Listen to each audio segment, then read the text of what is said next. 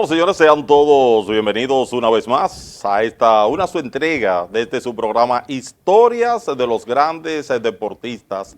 El programa con un contenido diferente. Ya ustedes saben, el objetivo es precisamente que la nueva generación conozca la verdadera trayectoria de nuestros grandes atletas, que muchas veces se conoce la historia ya cuando los atletas son famosos, por esa historia de esos momentos difíciles de los atletas, muchas veces la desconocemos.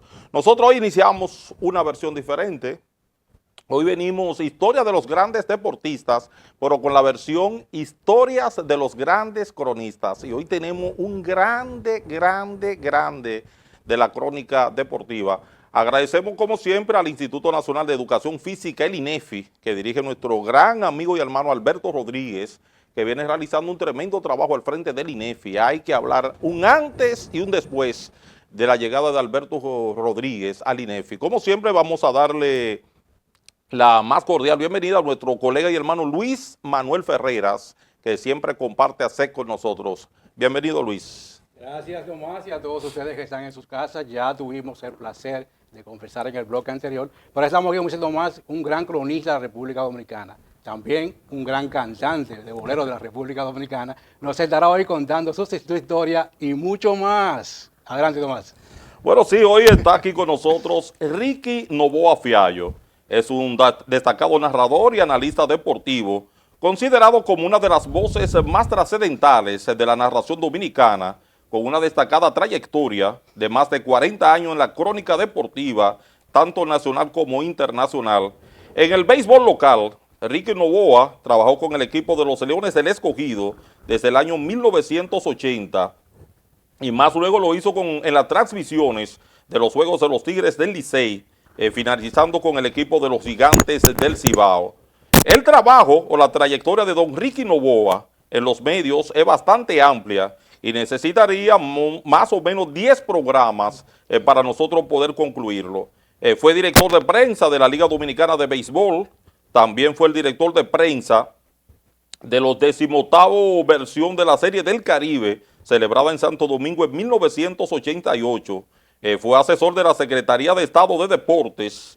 Por 7 años fue comisionado nacional de béisbol, donde trabajó en el anteproyecto de ley para penalizar el dopaje en los peloteros menores de edad, así como también en la prevención de la deserción escolar de los prospectos del béisbol. Don Ricky Novoa fue editor deportivo del noticiario Mundo Visión y del show del mediodía, ambos de Color Visión, y fue productor de los programas Ricky Novoa en los deportes por CDN Radio, Deportes Hoy por HIZ, Televisa en los deportes por Color Visión Canal 9, Revista Deportiva por CDN Canal 37, entre muchos otros programas más. Don Ricky Novoa fue ganador de 8 micrófonos de oro del Círculo de Locutores Dominicanos y cronista del año de televisión por parte de la Asociación de Cronistas Deportivos, y fue reconocido en el Centenario del Béisbol 1891-1991 por la Oficina del Comisionado de Béisbol de la República Dominicana por su entrega, dedicación y alto espíritu deportivo. También fue reconocido como atleta histórico de la Universidad Nacional Don Pedro Enrique Sureña, UNFU. El 24 de julio del 2007 y también en el 2012 fue exaltado al Pabellón de la Fama de la Locución Dominicana. Don Ricky Novoa trabajó para la cadena en español del equipo de los Yankees de Nueva York en 1986 y transmitió 2 juegos de estrellas, San Francisco y Nueva York por CDN, así como 5 series mundiales. Don Ricky Novoa no solo trascendió en el periodismo y la crónica deportiva, sino que también ha grabado 3 CD de música romántica, En la intimidad, Contigo y Para recordar. Y en la cinematografía dominicana participó como actor en el documental televisivo sobre la historia del béisbol profesional dominicano, 26 de noviembre del 2022. Y también participó en el documental sobre la vida y obra deportiva del inmortal Juan Marichal. Historias de los grandes deportistas. Hoy se viste de gala para recibir a un grande de la crónica deportiva. Hoy estará conversando con nosotros y para que ustedes conozcan su historia, Ricky Novoa. Vamos nosotros a hacer nuestra primera pausa comercial y retornamos con nuestro invitado deluxe. Estamos, señores, en Catanga, en Los Minas, donde nadie llega y Nefi llega.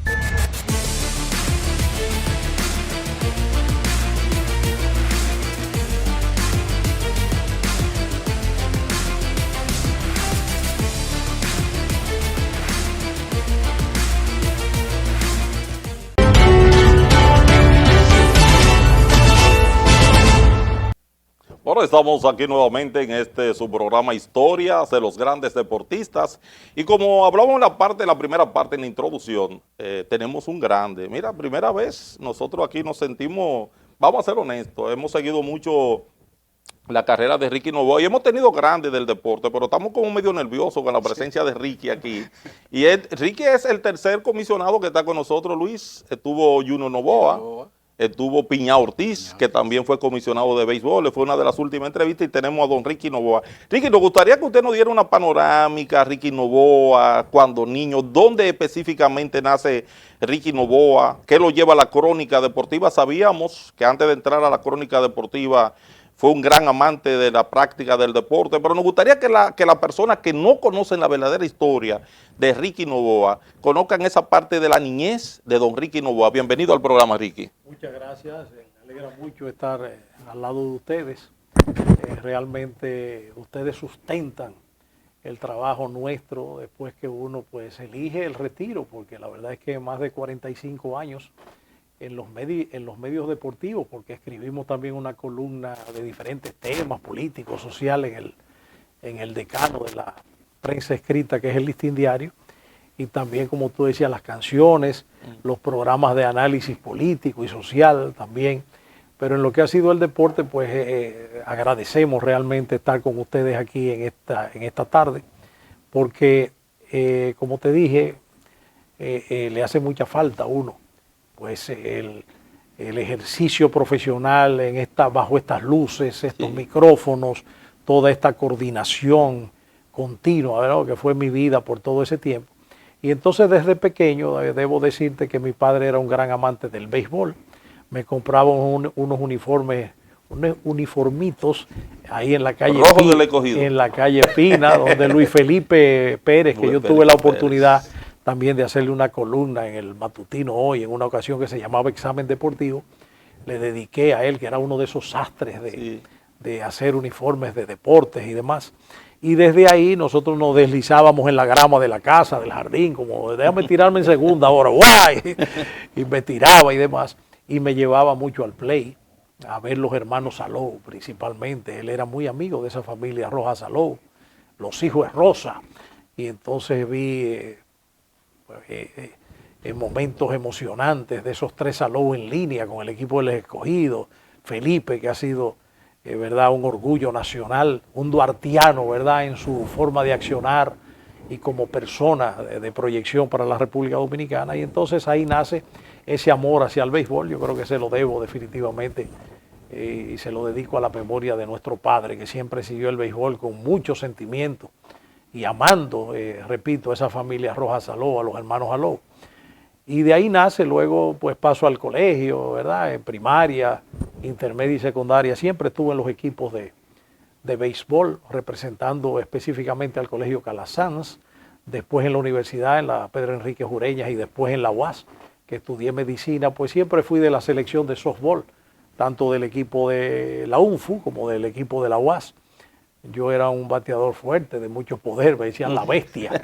Y por eso me ponen ahí en la estampa, en una tarja de los atletas históricos de la Universidad Pedro Enrique Ureña. Me ganaba muchas inscripciones ahí en Bienestar Estudiantil, donde estaba Bosco Guerrero, me exoneraban las matriculaciones, y entonces eso por el béisbol. En este caso el softball, ya uno metido en un poquito más de edad, tú sabes, entonces uno se cambia al play más pequeño, pero donde la bola también te llega más rápido al home play, ¿no? Porque la distancia es menor. Y entonces siempre acompañado del béisbol, todos los otros deportes los conocía y tenía que estar al tanto, porque en esos programas del show del mediodía, los noticiarios y demás, y programas deportivos, tú tienes que tener nociones de baloncesto, de tenis, porque para los gustos se hicieron los colores y hay una fanaticada que no solo sigue el béisbol. Entonces tú tienes que llevarle información, tú tienes que llevarle los nombres de esos jugadores y estudiarlos que están en la palestra en ese momento para edificar principalmente la plataforma de nosotros, que son los muchachos que van entrando a los medios y van conociendo a través de la televisión, de la radio, las figuras que se van hecho ¿verdad? Grandes en el deporte y luego llegan a ser los ídolos y las leyendas. Entonces había que estudiar un poquito de otros deportes también y así lo hicimos para estar mejor documentados a la hora de tomar un micrófono. Y entonces el apego al béisbol fue constante. Entonces me voy a la radio, todos comenzamos en la radio, en programas en Radio, de allá de Martínez Gallardo. Entonces ahí hice un programa Estrellas del Deporte. También muchas personas de la radio me dieron oportunidades en sus diferentes programas. Y entonces alguien se paró y me dijo, Ricky, yo creo que tú eres más de televisión. Okay. Tú tienes como un lenguaje corporal que te ayuda mucho con la televisión y tu desenvolvimiento y demás. Tú sabes que en la televisión uno tiene que desdoblarse mucho y como yo le decía a ustedes, hay que ver la televisión cuando uno trabaja porque hay un lenguaje que tú tienes que saber ir interpretando y saber ir actuando también, porque la televisión también es imagen, ¿no? Y eso me valió de mucho. Yo observaba mucho los trabajos. Me fui a Telecable Nacional, me fui a Colorvisión. O sea, en Telecable Nacional prácticamente cuando se inaugura el cable, yo soy uno de los protagonistas de las transmisiones del béisbol de Grandes Ligas en el Canal 10 con las grandes figuras. Entre ellas para mí mi profesor Jorge Burnigal, que era una Biblia. Eliseo Alba actuó mucho con nosotros. Ni hablar de Tomás Troncoso, cuando llegaban esas series de campeonatos, nos repartíamos el micrófono, era un staff tremendo. No dejar nunca a Billy Berroa, donde me fui en el 85, 86 a la cadena de los Yankees de Nueva York. Ellos vieron algún talento en mí, me dieron esa gran oportunidad y ahí debuto en el béisbol de Grandes Ligas, en el Yankee Stadium, que pude despedir 22 años después, en el 2008, con una transmisión exclusiva para la República Dominicana por CDN, la despedida del Yankee Stadium, viendo la vieja casa, ¿verdad? La que construyó Babe Ruth en 1923. Y entonces las emociones, ¿qué te digo? Yo era al Coyote Air Weaver con los Orioles de Baltimore, de ahí en un dogado con una credencial, ¿verdad? Que representaba nuestra entrada al béisbol de Grandes Ligas, comiendo con las grandes figuras, Phil Rizzuto, Bill White, Bobby Mercer, que murió de un cáncer cerebral, que en paz descanse, y todas esas figuras, señores. Billy Berroa, el internacional, me pasaba el micrófono, yo era más bien el analista. Orlando, bueno, lo confundían con Orlando Cepeda, y era yo más bajito. Osvaldo Cepeda y Cepeda, una voz de oro, ¿verdad? De la locución dominicana en comerciales, un conocedor también del deporte. Y ahí comienzo a desarrollarme. Telecable Nacional me abre el camino a la televisión, el show del mediodía, el noticiario de Mundovisión por 10 años. Entonces de ahí en adelante todas las transmisiones, voy a mencionar una casa licorera, pero Deportes Barceló fue fue una cosa, televisión abierta que llegó a todos los rincones del país. Ricky, ¿y a qué edad? Porque usted venía practicando el béisbol, el softball, pero ¿a qué edad usted se inclina más por la crónica deportiva? Sí, bueno, después que yo fui un ratón de hospital, que trabajé en el Ramón de Lara, en todos esos hospitales, hice un preinternado en la maternidad de Nuestra Señora de la Altagracia. Entonces también fui al centro de pediatría, fui ayudante de cirujanos importantes de aquí que me enseñaron mucho. Entonces yo me decido de lleno a lo que es, tú me referiste a la pregunta. ¿A qué edad usted entra de lleno a la crónica deportiva? La edad es peligrosa porque a mí una muchacha me preguntó, ¿qué edad usted tiene? Digo yo, ¿y cuánto usted me echa? ¿Qué sé yo qué? Yo no caigo en gancho. Y me dice ella, no, usted debe tener como 62 años. Eso hace poco. Digo yo, sí, efectivamente. Dice, yo sabía. Digo, no adivinaste, no, yo tengo 71. Wow. Oye, 71, o sea que te puedo decir que ya yo, como a partir de los 26 años, qué bien. Yo diría 27 años, ya comienzo a dar mis primeros pasos, como te dije, en la radio primero, y después me voy a la televisión. La televisión yo lo he calculado bien, son ya 45 años en la televisión, ¿verdad? Porque me retiro en la temporada 21-22 con los Gigantes del Cibao, que ganamos el segundo campeonato, y ya tú sabes, o sea, La verdad es que muchos años. Yo me siento con mucha fuerza de haber hecho muchos años más, pero es que llega una saturación. Ya yo entendía que lo había hecho casi todo. Usted pasó por páginas deportivas, ya que las páginas deportivas tenían, sí, muy bien, en las páginas deportivas. Claro, Eliseo Alba era un proyecto de Eliseo Alba y ahí transmitía el juego de la semana con Jorgito Bonilla, Rafael Ávila, que era la figura de los escuchas de los Dodgers de Los Ángeles, que íbamos todos los años a Dodger Town. Se sentó al lado mío, yo me senté al lado de él, que se supone que era uno de los más eruditos conocedores del béisbol, como escucha de grandes figuras que firmó del béisbol. Y él se sintió muy bien al lado mío y yo ni hablar.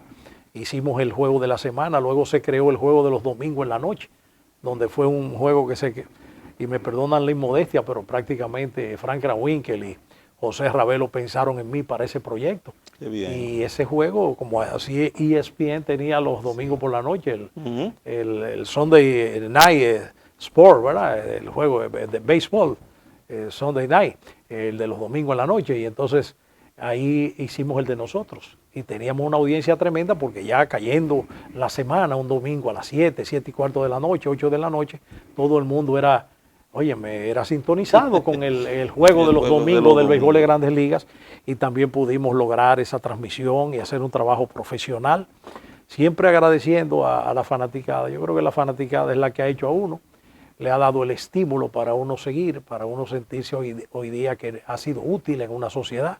Yo creo que hacer deporte es muy útil, porque con tantos problemas que hemos comentado y hemos analizado en estos últimos tiempos, de la política, de la parte social, pues el deporte era un aliciente. Y yo creo que eso tuvo mucho que ver con la fanaticada que siempre nos ha sustentado, nos ha dado mucho cariño y respeto en las calles, que yo creo que es el principal trofeo. Y esa es la realidad, o sea, ha sido un sueño realmente. Muchos obstáculos que vencer, porque dentro de cuando tú te vas distinguiendo en algo, o tu talento te permite trascender un poco, hay muchos obstáculos que te ponen. Entonces tú tienes que tener el carácter y la decisión de enfrentar esas cosas y poder subyugar y poder vencer esos obstáculos para seguir adelante. Yo creo que a mí me pasó en muchas oportunidades eso, y ahora me doy cuenta que me hicieron un favor. Amén. Porque real y efectivamente pues me robustecieron el carácter, me dieron la mejor decisión de enfrentar las cosas como había que enfrentarlas, y eso también yo lo tengo que poner en mi currículum, de que pudimos venciendo esos obstáculos, que también los hay, no todo es felicidad. Entonces también eso es parte de la profesión y de la trayectoria que uno tiene en los medios de comunicación. ¿Cómo usted visualiza o describiría esos primeros años? Usted llega, como mencionó, llega al Yankee Stadium, se encuentra figuras, llega a una cabina de radio, se encuentra figuras. ¿Cómo usted describiría esos momentos? No, eso es emociones tras emociones. Yo estoy escribiendo, yo tengo 6 libros de lo que he escrito de manera política, social, económica en el Listín Diario, por 14 años ya, sin fallar una semana, porque eso sí he tenido puntualidad y responsabilidad en todo lo que hago, entregado. Y entonces las emociones ahí, encontrarme con Mickey Mantle en un ascensor del Yankee Stadium cuando yo lo oía diferido en la cabalgata Gillette, el más grande ambidestro de todos los tiempos todavía para mí, Mickey Mantle. Y entonces intercambiaron él y yo solo en un ascensor del Yankee Stadium, que yo iba a la cabina y él salía de las oficinas del equipo de los Yankees, ya yo iba por el segundo nivel y él entró y me acompañó prácticamente. Yo dije, bueno, pero verdaderamente esto va a ser lo mío. Imagínate tú un juego de estrellas en Yankee Stadium, en la casa que construyó Babe Ruth, donde había 54 Hall of Fame.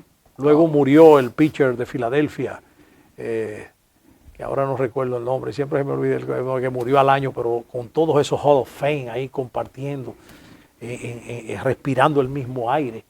Emociones por doquier en Dodger Town, que era la logia, ¿verdad? En el Spring Training, en los campos de entrenamiento.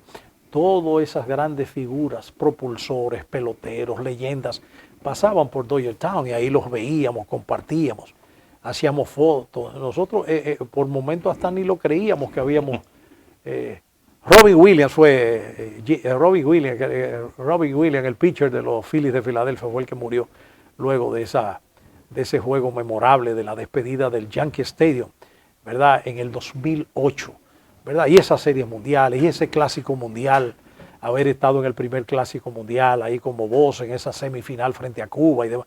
Son emociones. Estoy haciendo el libro de mis vivencias, y tengo que dar para atrás, para adelante, para poder colocar cronológicamente tantas experiencias y tantos momentos que hay que ordenarlos poco a poco, ¿no? En el momento que pude vivir esos momentos, ponerlo en el orden que ameritan. Bueno, señores, estamos aquí en este su programa Historias de los Grandes Deportistas, en esta versión Historia de los Grandes Cronistas. Nosotros vamos a hacer nuestra segunda pausa comercial y retornamos con nuestro invitado, don Ricky Novoa.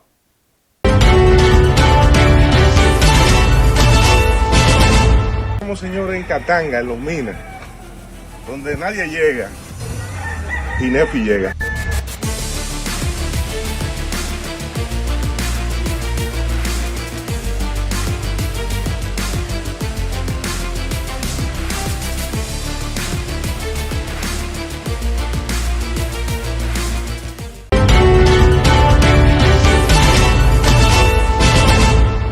Bueno, estamos aquí nuevamente en este su programa Historias de los Grandes Deportistas, recordando que llegamos gracias al Instituto Nacional de Educación Física, el INEFI, que dirige nuestro gran amigo y hermano Alberto Rodríguez, que es el principal patrocinador de este programa Historias de los Grandes Deportistas, ahora con la versión Historias de los Grandes Cronistas, y estamos conversando con uno de los grandes cronistas de República Dominicana. Ricky, hay algo que yo diría que es el sello distintivo de usted en las narraciones, sobre todo esos apodos que usted le ponía a los jugadores, sobre todo esas jugadoras estrellas, el Correcamino, a José Reyes, el acorazado de bolsillo, a Manny Ramírez. ¿Eso cómo usted lo hacía? ¿Eso nacía de manera espontánea o era algo que ya usted lo venía con ellos predeterminado desde su casa? Sí, es una pregunta que me hacen con frecuencia, ¿verdad? Fuera del micrófono, en las calles, ¿verdad? Y me vocean acorazado, estampa, me dicen mucho, Sí, la estampa en las esquinas, ¿no? Pero antes quiero... La estampa era Alex. Alex y Albert Pujols. Y Albert Pujols. Alex Rodríguez y Albert Pujols. Y Albert porque Pujols. realmente la estampa lo dice todo. Sí. Son figuras con un uniforme puesto, o sea, son estampas. Sí. O sea, todo bien, derecho, la correa, los spies, el físico, ¿no? Sí, Imponentes en el home plate. O sea, por eso también eso nacía espontáneamente. La mayoría nacieron espontáneamente, pero quería, y me excusas, te voy a contestar todo rápidamente. Yo tengo bastante rapidez para responder, pero no quiero dejar pasar el trabajo de Albertico Rodríguez en el INEFI. Sí. Yo no esperaba otra cosa que no fuera lo que he visto. Un gran trabajo porque él manejaba los conceptos de la educación física en las escuelas. Excelente. Habíamos hablado en oportunidades de eso y yo creo que él ha logrado el objetivo. Realmente, las inversiones que ha hecho desde el INEFI en ese deporte que tiene que ver mucho en la parte de llevar al atleta joven por el camino correcto del deporte, la disciplina que da el deporte, formar grandes hombres, como decía el varón de Coubertin, y sobre todo la parte educacional. Y el deporte es un gran instrumento de la educación, o sea que felicito a Alberto Rodríguez y aprovecho ese minutico para hacerlo públicamente. Bueno, la estampa ya les dije, el acorazado, para mí el bateador del clutch más impresionante que yo he visto, porque en los momentos fuertes el hombre ese bate no jugaba con nadie, decidía juego, fue el más valioso. Allá en el 2004 yo viví ese momento, transmití ese partido en el viejo Busch Stadium de San Luis, cuando él fue el jugador más valioso de esa serie mundial, el acorazado. Ya venía David Ortiz, el carismático, para mí uno de los peloteros más carismáticos, de hacer el coming from behind, allá en la serie de campeonato frente a los Yankees, que le estaban ganando 3-0 frente a los Medias Rojas de Boston, y los Medias Rojas remontaron, ¿verdad?, viniendo desde atrás y ganaron esa serie de campeonatos con 4 victorias consecutivas, y entonces fueron a ganar arrolladoramente 4-0 los Cardenales de San Luis. Yo tuve la dicha, y Dios me dio esa dicha, de transmitir ese último out en el viejo Busch Stadium. Entonces también yo vi precisamente haciendo maravillas con su bate. Defensivamente tenía algunas limitaciones, hacía un trabajo promedio en el jardín de la izquierda, pero con el bate yo creo que ha sido el más grande en el clutch dominicano. En el béisbol de Grandes Ligas, el acorazado Manny Ramírez, el correcamino José Reyes, que tú lo mencionaste en una oportunidad, me encontré en el Shea Stadium con él, me dijo, ay, ¿usted qué me dice el correcamino? Mi familia me lo dijo, tú eres un correcamino, tú eres el que más corre. Él y De la Cruz no había aparecido todavía, pero lo del José Reyes era una cosa impresionante, ¿verdad? Poniendo siempre esa carrera o del empate o de la ventaja en segunda base en posición anotadora, con esas piernas y esos robos de base, ¿verdad? Espectaculares. Entonces el prototipo, Carlos Beltrán era un prototipo también en su uniforme, lo conocí en ese Clásico Mundial en Puerto Rico, una bella persona, educado, religioso, hablando, tú veías que era frente a un caballero, que tú estabas con el prototipo. Entonces otras frases, ¿cómo te puedo decir? Ya te hablé de la estampa, también el monstruo de Mano Guayabo, Pedro Martínez, el jugador patria Miguel Tejada. Pedro el Grande le decía a otro compañero, creo que era Krawinkel, que le decía Pedro el Grande. Entonces yo el monstruo de Mano Guayabo, como lo fue de Laguna Verde Juan Marichal. ¿A Vladimir Guerrero? Vladimir Guerrero, bueno, yo no recuerdo Vladimir Guerrero, déjame ver, pero la verdad es que como free swinger, como bateador de promedio, Hall of Fame. Lo de la tormenta no fue usted entonces. Lo de la tormenta no fui yo, no de Vladimir, pero debo haber registrado algo porque yo me inspiraba, o sea, me motivaban, porque uno se motiva con esos jugadores, porque eran superestrellas, ¿verdad?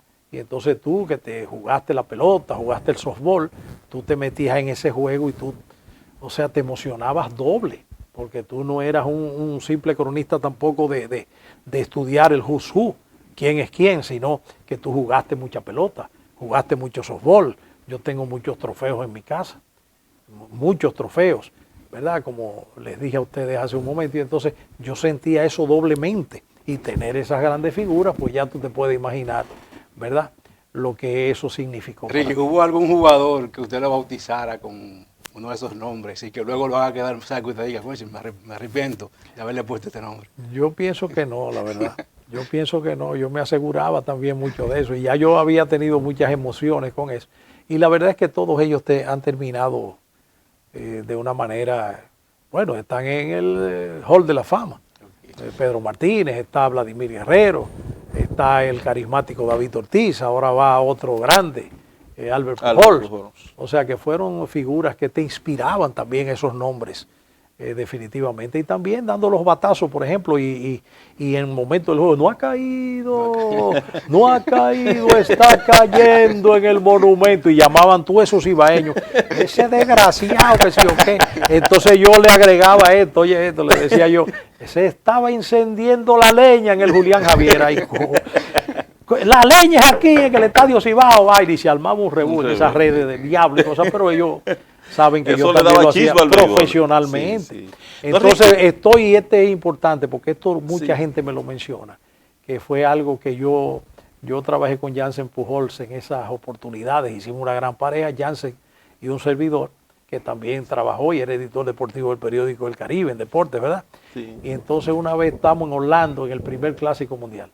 Entonces vamos a nuestra primera transmisión en el Walt Disney Complex, ahí en Kissimmee, que fue un juego, un estadio muy bonito, y estamos ahí en cabina, pero ya yo en la noche había consultado en la almohada, con la almohada, porque muchas cosas uno piensa, buenas y malas, cuando uno pone la cabeza en la noche, ¿verdad? Claro, y se dispone a dormir y reflexiona muchas cosas.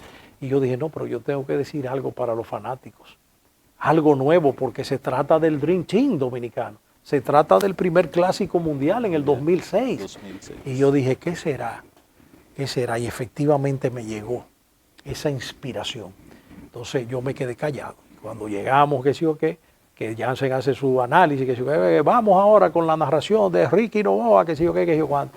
Y yo comienzo desde el círculo de espera, primer bate, el correcaminos acudió al llamado de la patria. Bateando segundo, el jugador patria Miguel Tejada, la estampa de Albert Pujols, bateando tercero, bateando cuarto, el carismático acudió al llamado de la patria. Óyeme, esa vaina, eso caló, porque todo el mundo estaba ahí viendo esa serie, ese Clásico Mundial, esperando que se logró invicto después el Clásico en el 2013. Exactamente. Entonces, cuando yo llegué aquí, Namera, y yo recuerdo uno de los dueños de CDN, que en Puerto Rico nos encontramos, porque hicimos una escala en Puerto Rico y ahí clasificamos para la serie semifinal en el Petco Park de San Diego. Cuando volamos después, me dice, lo encuentro en uno de los hoteles ahí en Isla Verde, y me dice uno de los dueños de CDN en el entonces, ¿verdad? Inicio de aquellas transmisiones en el 2004, después en el 2006, obviamente el Clásico Mundial, me dice, Ricky, te voy a decir una vaina aquí en el lobby, no deje de decir, acudió al llamado de la patria, Sí, que está todo el mundo en vilo con esa vilo. vaina, porque el dominicano, la Sí. solidaridad, acudió al llamado de la patria, eso se sembró, Sí, sembró, sí. y eso tengo yo, que en el libro que estoy haciendo de las vivencias, ¿no? Esa frase a mí, y un político una vez usó, porque fulano de tal que está, que si yo qué, como diputado del partido, que si yo qué, que si yo cuánto, a ver, acudió al llamado de la patria, que si hoy me llamó uno de los mercadólogos, me dijo, Ricky, tú tienes unos cuartos ahí, porque eso es tuyo. ¿Cómo? Sí, pide lo que tú quieres. Y yo llamé al productor de ese después lo diré, porque no quiero meter la política aquí, y le dijeron, mira, Ricky quiere que esa es una frase de él, que él inmortalizó, acudió, y él mismo me dijo que murió ese director de publicidad y de publicitaria, lamentablemente muy jóvenes, y me dijo, Ricky, es verdad, esa es una frase que nosotros la tomamos, que si yo cuatro, pide lo que tú quieres. Wow.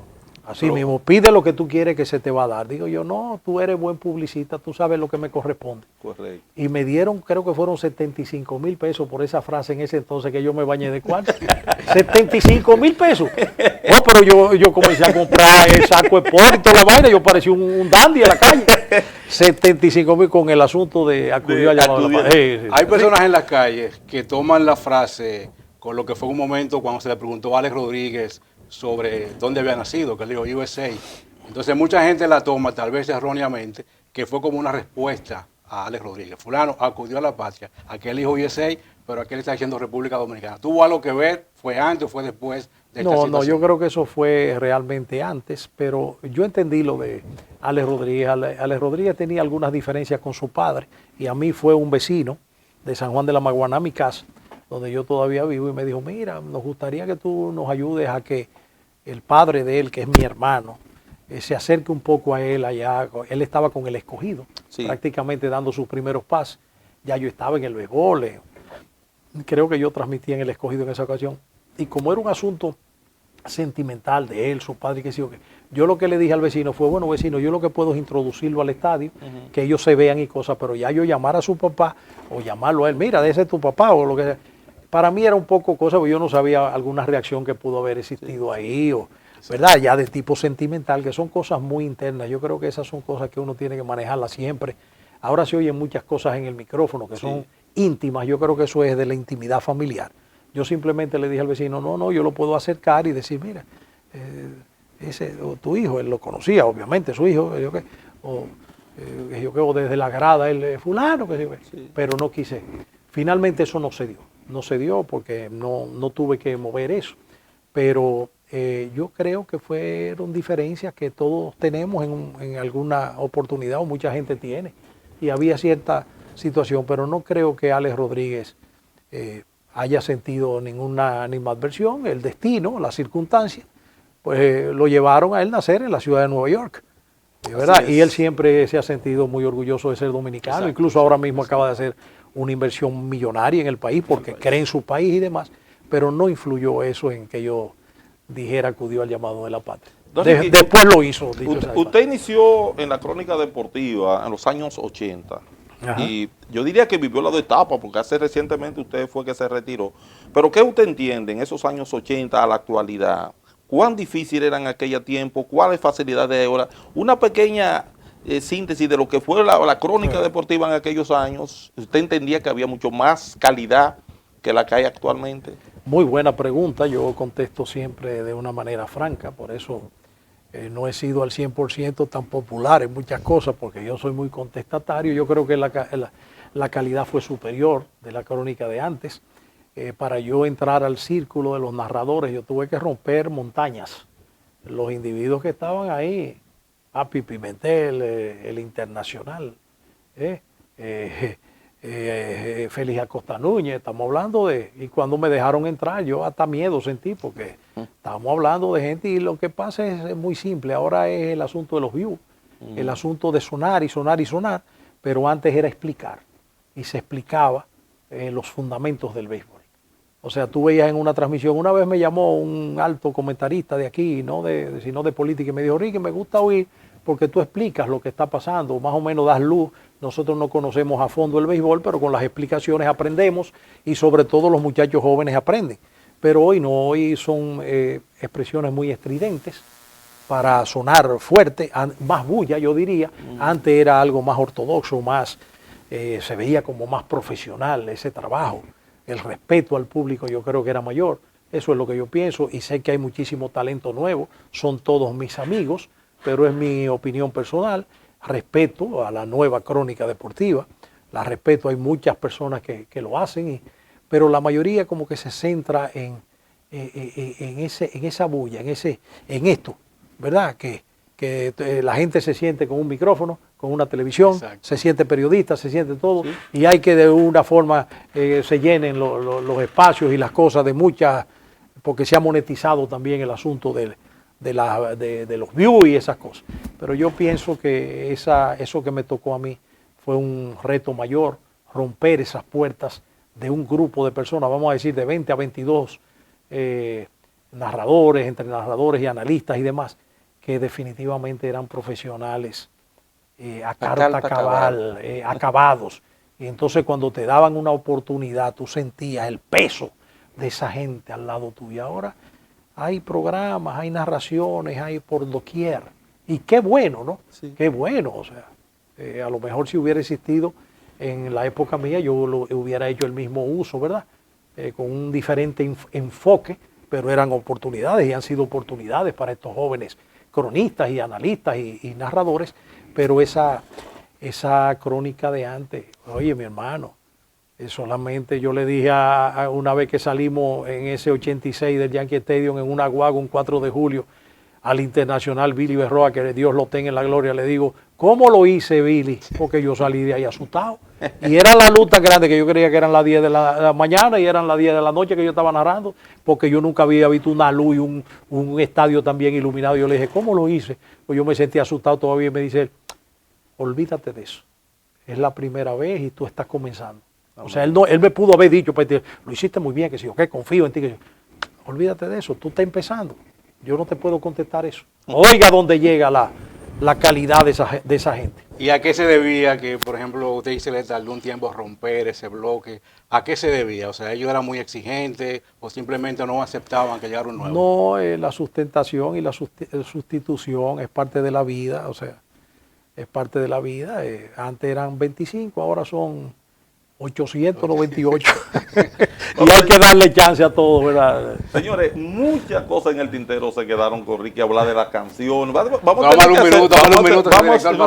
tener que dar otra invitación a Ricky porque se quedaron muchas cosas. Nos gustaría, Ricky, sí, en una pincelada breve ahí, porque ya estamos sobre el tiempo de esas canciones del libro que usted está escribiendo. Y ya finalmente un mensaje a esos cronistas jóvenes que, como dice Ricky, muchas veces depende mucho de esto, pero anteriormente había muchísimo más calidad. Nos gustaría que Ricky también le pidiera con un mensaje a esos cronistas deportivos que en estos momentos están dando sus primeros pasos. Sí, leer más y explicar más el juego de pelota profesionalmente. Yo creo que la plataforma que lo va a sustentar a ustedes, como nos ha sustentado a nosotros, necesita de que le expliquen, de que le transmitan los fundamentos del béisbol, que es un juego sumamente interesante, no es contra el reloj, del círculo de espera al home plate.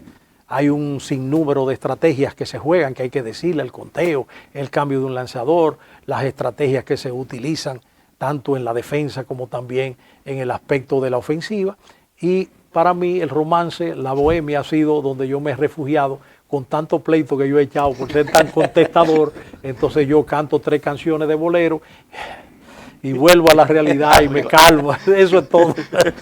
Bueno, señores, nosotros así llegamos a la parte final de su programa Historias de los Grandes Deportistas, ahora en la versión Historias de los Grandes Cronistas. Lo esperamos el próximo viernes para que ustedes disfruten de otra entrevista con otro grande de la crónica deportiva.